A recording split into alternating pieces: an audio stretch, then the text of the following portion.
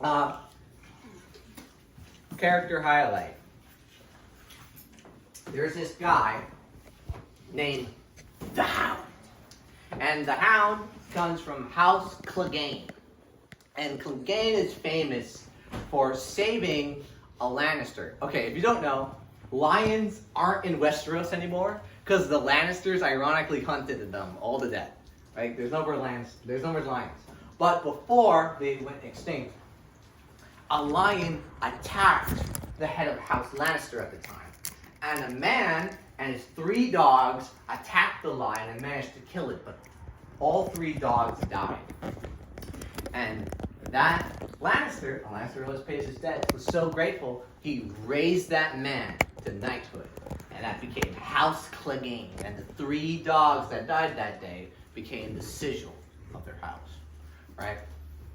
And Clegane's, there's 2 Cleganes in the story. There's Sandor Clegane, who is known as the Hound, and Gregor Clegane. And I don't think I really have to introduce Gregor. You know, he bashed a baby over a wall and raped a woman when he wasn't ordered to. So, like, clearly, you know, he's a bad dude.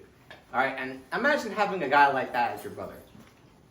So, what makes, like, the Hound really good is he's a foil for another character named Sansa. We all know Sansa, you know, the fucking good teacher. Oh my god, oh, Joffrey's so cute. But the thing is, it's the idea of, like, death of innocence. Like, Peter Baelish is really into Sansa, right? And I'll tell you more about that later. But essentially, he says to Sansa that life is not a song. Because Sansa loves songs, you know. Oh, the gallant knights, you know, Fraudian the fool, the maid and the maid and the fucking bear fair, whatever. Like, she loves these tales of heroism and gallantry, and she, like, worships it, and she thinks the real world is like that. But the Hound, you know, he's been through so much that just looking at Sansa, it's, like, irritating, right? Because she's such a ditzy. He calls her a bird, like a pretty little bird, you know, like a parrot reciting all the stuff that, you know, is said to her. You know, she's just a puppet. You know, she's just a mindless drone who just says, "Oh yeah, I love songs." But Sandor, he's been through the ringer.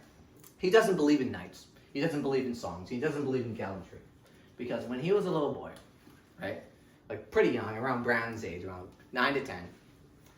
He wanted a toy soldier, a toy knight, right? That was like his favorite thing. It was all painted all nice. It was great, right? But his brother, Clegane, had it, right?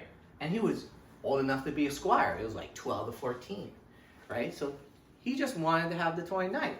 So he got it when Gregor wasn't noticing, right? But Gregor, Clegane, he found out. And he got his brother, and they dragged him to a fire and burned half his face. Half his face is all burned and scarred, right? And because of this, the Hound has this terrifying fear of fire. He can't even stand to look at it because it reminds him of that horrible moment in his life. And the next day, his brother, a man who bashes in baby skulls, who rapes women, who burns his brother over a fire, was knighted to protect the weak, you know, to help the poor, to save the realm, right? So Sandor Clegane views gallantry, knighthood, the whole society of Westeros as a fucking lie, a cruel jape, you know? Because his brother, the worst man on earth, is known as a gallant knight. So he tries his best to live like an honest one. And he views knights as animals, as dogs, as hounds. They kill and they enjoy it, right? And he kind of takes this persona to kind of shield himself to just how terrible the world is. And he kind of shares that with Sansa, right? The whole, like, you know, burn half his face story, he tells that to Sansa during a special feast during this tournament to, you know, hail Joffrey's, you know, being king and all that, you know? And he goes up to her, he's like, "You don't tell a single person I told you this, or I'm gonna kill you." And Sansa believes it, right? And the Hound is like such a cool character, but he's obscure. I'm not gonna talk about the Hound when I talk about the War of the Five Kings. You know, he's not a big part of it. You know, he's in one battle and he runs away because there's fire in it, right? But he means so much in like the daily story when you see his interactions with Sansa, and you see that kind of like veil of innocence start being lifted from Sansa piece by piece.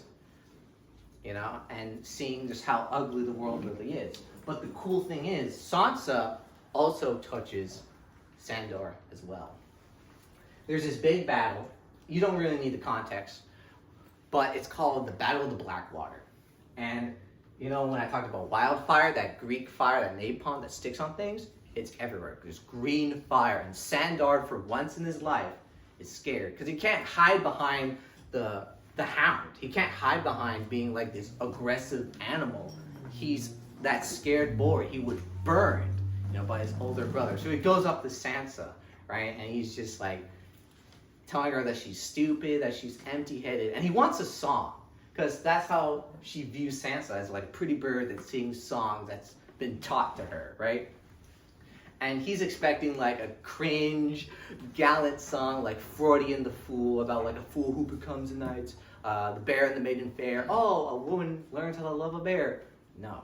She sings mother's mercy for sons, or mother's mercies for sons. And it's a religious tune that women sing when men go to war, saying, may you find peace and may you find mercy in this bloody battle.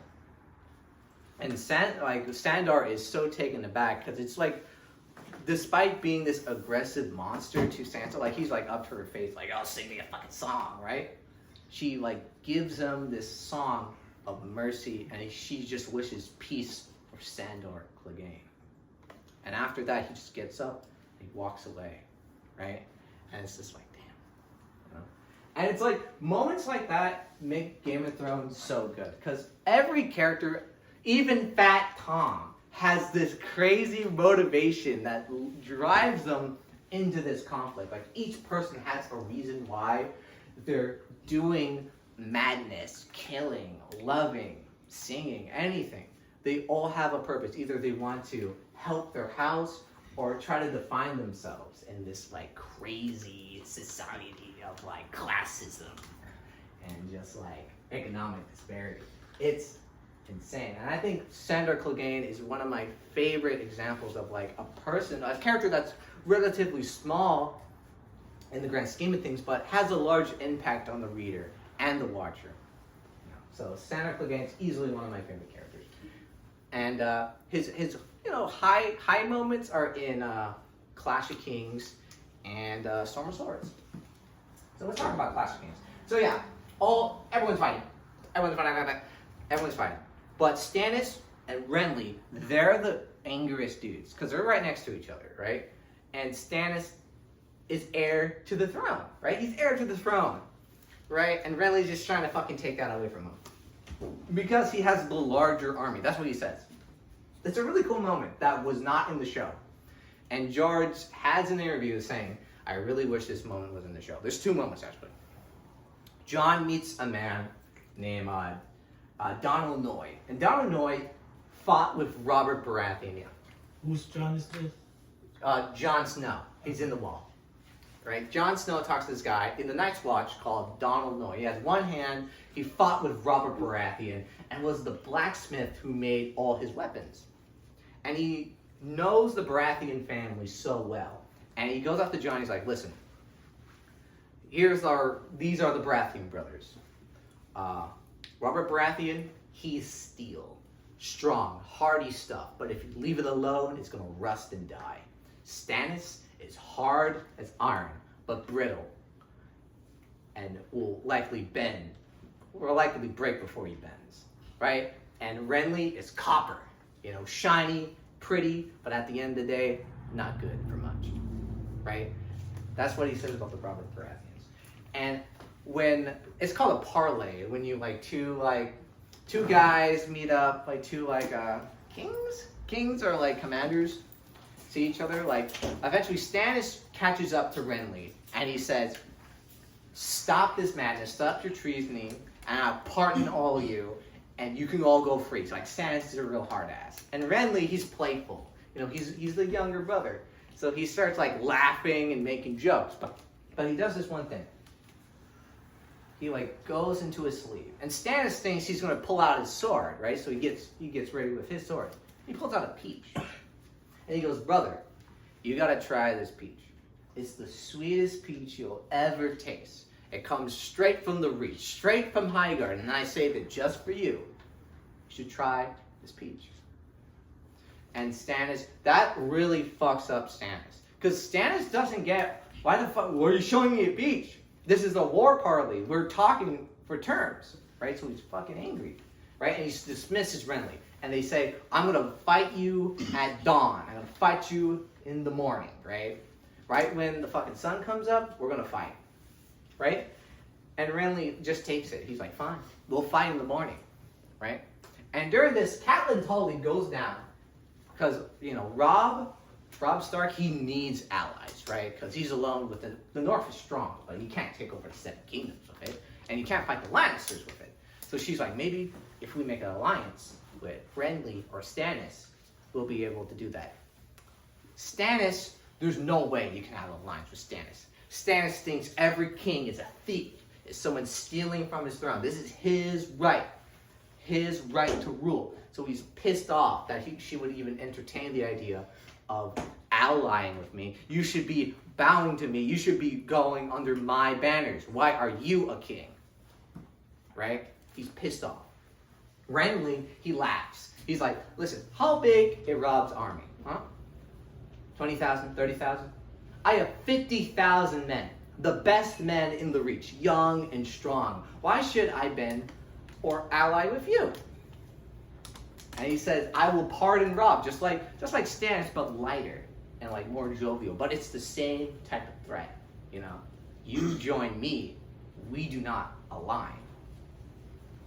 Right? So Kat's like, fuck! And she goes, talks to Renly before the big battle at dawn, right? And Renly dies in a drone strike. He's labeled domestic terrorist, dies in a drone strike, right? Total KO, bro. But what I mean by that is essentially, we gotta talk about magic. The elephant in the room, magic. Because there's swords, there's like cool stuff. But George R.R. Martin is a big fan of H.P. Lovecraft. He loves eldritch horrors that come from the deep, unknown, unfeeling, ununderstandable gods that you like kind of give your allegiance to and hope they don't destroy you. That's the type of magic in Song of Ice and Fire. No fireballs, just fucking horrors. Right? So he has this red woman named Melisandre, right? And she's known as the Red Priest. And the Red Priest kind of convinces Stannis that, yeah, R'hllor, that's like the main god in the Red Faith, is like the fucking pod god, right? The god, yeah, exactly. Praise the sun. Praise the sun. Praise the sun. The sun who also has something to say. Yeah. If Devin is here, I don't know how to get in there. What? Devin is here. Does anyone got a key? Yeah, pause the video. Pause it. Pause. Just edit it post. Edit it. That's true.